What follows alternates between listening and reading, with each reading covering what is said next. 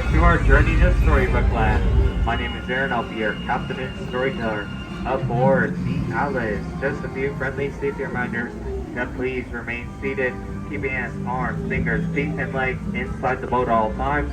And parents, please supervise your children so that our story does not take any unexpected turns throughout the journey.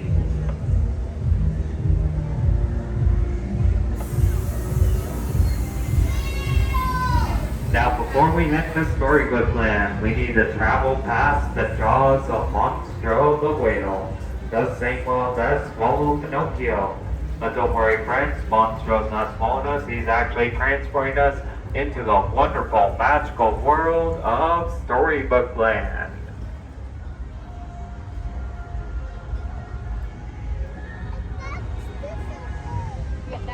And our story begins when once upon a time, in this case, there is a big bad wolf who is always chasing the three little pigs. Luckily, the three little pigs built three houses on the right. One made of straw, one made of sticks, and one made out of 100% guaranteed wolf-proof bricks to protect the three little pigs from the big bad wolf. But then our story takes a strange turn as we come around the riverbed. On the left is the quiet English village home to Alice, where one golden afternoon, Alice saw to follow the white rabbit down the rabbit hole. She went down, down, down, all the way into Wonderland, where games became curiouser and curiouser. Across the way to the right is London Park. This is where Wendy, John, and Michael Darling's first big flight, with the help of Tinkerbell and her pixie dust. They went off to Neverland with Peter Pan, where they never ever had to grow up.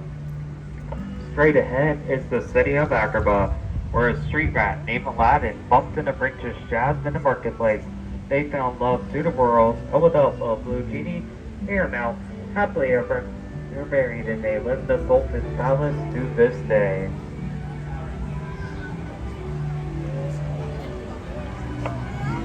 Here in Storybook Land, there are so many love stories.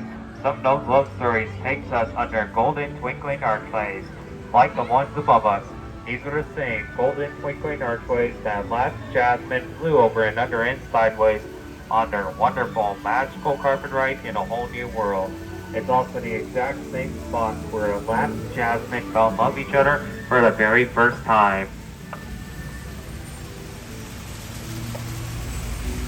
And then there are dark places like the Cave of Wonders.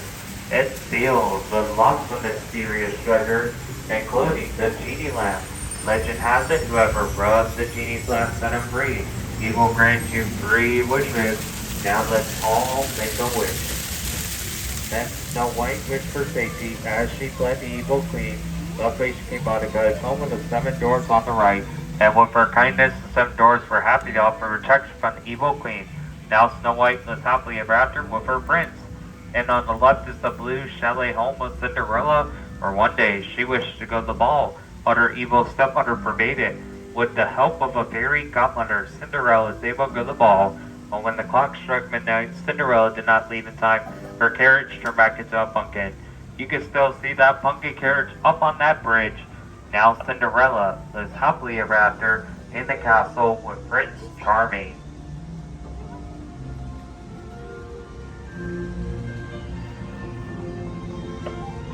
And on the left is our beautiful miniature quilted flower pot trees. These were inspired by the 1933 Silly Symphony cartoon Lullaby Land. If you're wondering, are all these miniature plants real? Why yes, they're 100% real. Thanks to my friend Tinkerbell, our personal gardener. She sprinkled a bunch of magic. Now our miniature plants and trees will never ever have to grow up. It's just one of amazing, awesome storytime ways that storytelling master, Walt Disney himself, inspires us all to continue. And we will continue these fabulous stories. They will never end. As long as there's imagination left in the world, these stories go wherever they want to. And then there are stories like The Wind of the Willow, the home of a mole, rat, and a toad. We're coming up to Toad Hall, home to J. Thaddeus Toad. I'm sorry friends, J. Thaddeus Toad's not home right now. He is probably up in his motor car on a wild ride nowhere in particular, probably somewhere in Fantasyland. And on the left is Arendelle, where one day Elsa left Arendelle, went to the icy palace on the northern mountains. but her sister Anna refused to let her go. Thanks to Anna's act of true love, she was able to save Elsa and the Kingdom Arendelle. Now the gates remain forever open, they will never ever close again. Straight ahead is Alpine Village, where a woodcarver named Geppetto wished upon a star for his puppy to become a real boy. Thanks to the blue fairy, that wish was granted after his puppy Pinocchio saved him from Monstro the whale.